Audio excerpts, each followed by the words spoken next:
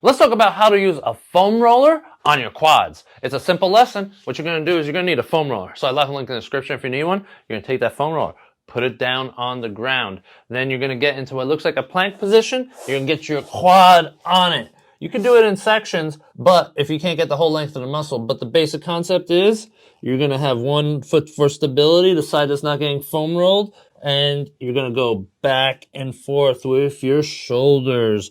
Get onto that muscle. Get it nice and stimulated. If you want to break it up, you could just bring your heel to your butt to increase the intensity on the foam roller. If you want it a little more intense, do it in sections, and that's what you'll need to know on how to use a foam roller on your quads.